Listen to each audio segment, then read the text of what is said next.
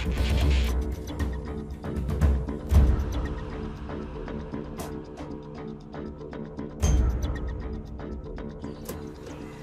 everybody, East Coast Car Wiring. My name is Dre. Cameraman behind the camera there, that's my man Lance. Got his car over here too, helping me out. Want a videotape? Check this out. We got some fans here that are too small for this radiator. We're gonna make a shroud, and we ordered some new fans. Hey Lance, check out the new fans we got. These are very large. Nice coverage for getting a lot of air to pull through that radiator. This right here is a Chevy pickup. I think it's somewhere around maybe like an 88, 89 Chevy pickup. 96. 96? Yeah. Very good, my man Lance. Belongs to a buddy of his. And it's got a Corvette motor in it. And we're going to change a couple of things on it. Make this thing look really nice here at East Coast Car Wiring. Here's the piece of aluminum that I'm going to use. It's a little faded, but all we gotta do is just clean it off a little bit with some cleaner. Get it real nice. This is what we call a bench brake. That's the tool I'm gonna use to bend the edges. It's not gonna be that difficult to do. This is my front garage, where we keep the regular car and a bunch of junk. You know, stuff. Men's stuff. Men's stuff. It's a shop. Okay guys. We're going to get things set up for the next shoot and move on. Okay, first step that we need to do is measure off how much aluminum we're going to need for the shroud. Is what we're going to do. It measures 17, and it's actually measurements here. We're going to go over here and look at our paperwork. It measures 16.5 by 34 inches. And what we're going to do is I want to fold the ends so it creates a square-like box. So it goes right up against that fan shroud. So when I do my bends, I'm just going to do a ½ an inch raise on each bend on each side. And normally I add 1/8 of an inch to that so we can, for the bend. So we have a nice bend.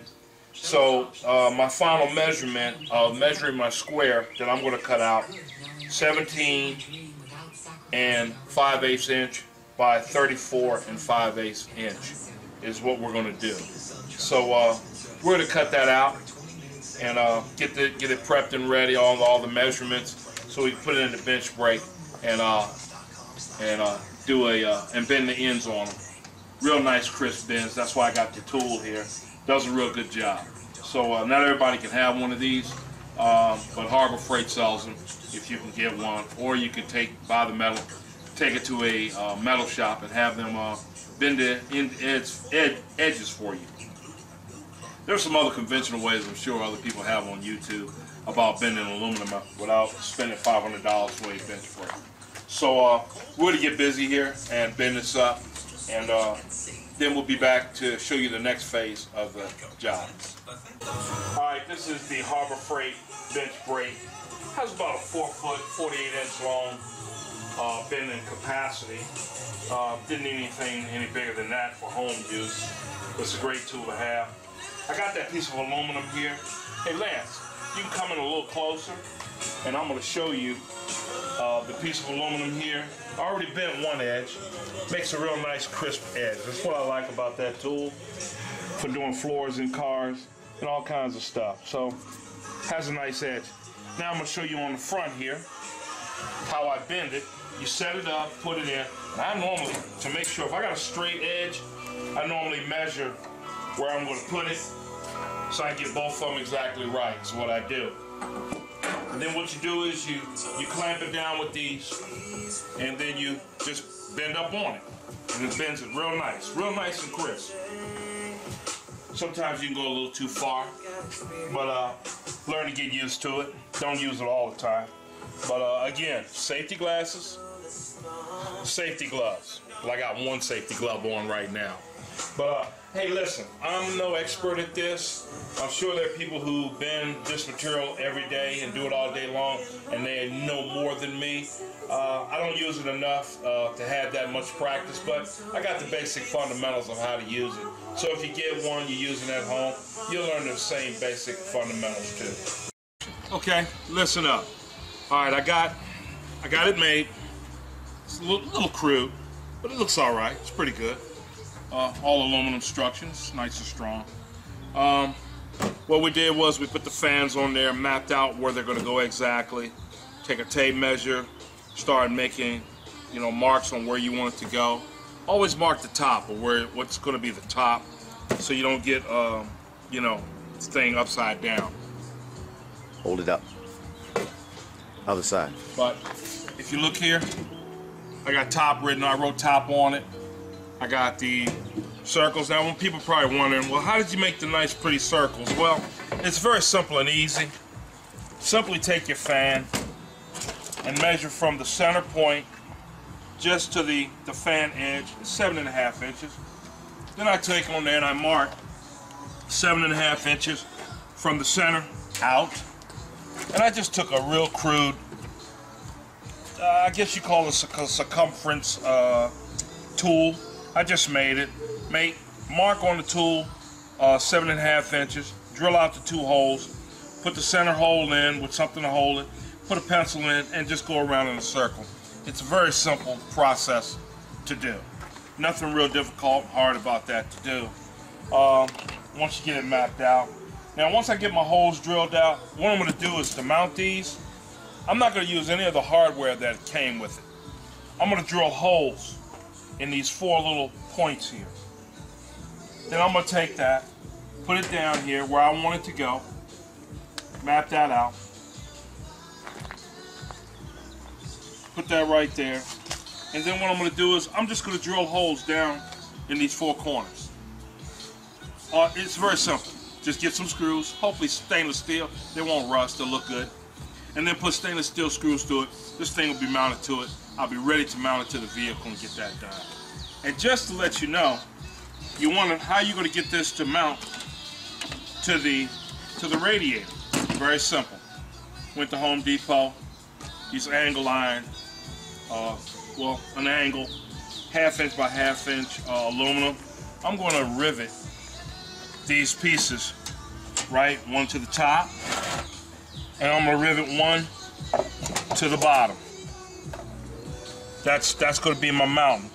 And what I'm going to do is I'm going to put holes right here and here, and that's what's going to screw it right to the radiator, the top part of the flange of the radiator.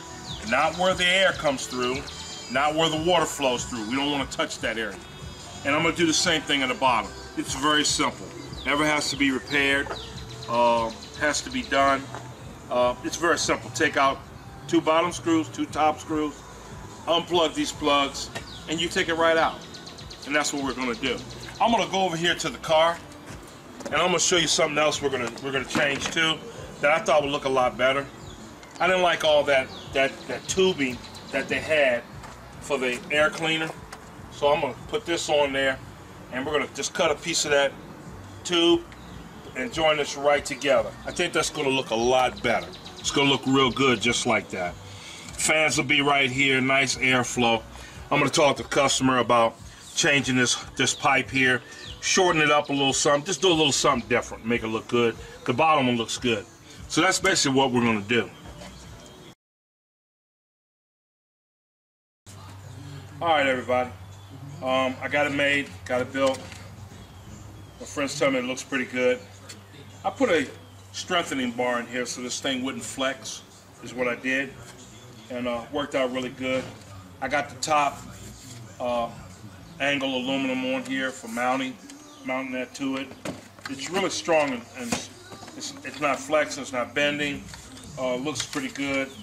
I got the 4 screws in here to hold the fan on it, so when you raise up the hood at a car show and you look at it, you really won't see what's holding it on it, is what we did. So reset the wires so they're running over here, because when they go on the car, they're going to come over toward the driver's side. So that's all done. We're getting ready to mount this thing and get it on the vehicle and get that done. I want everybody to kind of check out my man Sean here.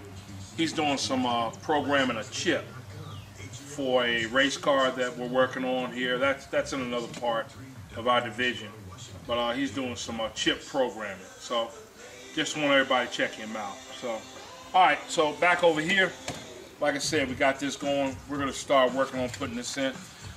Cameraman, can you work your way over to the car here, to the truck? We're just gonna set this down here.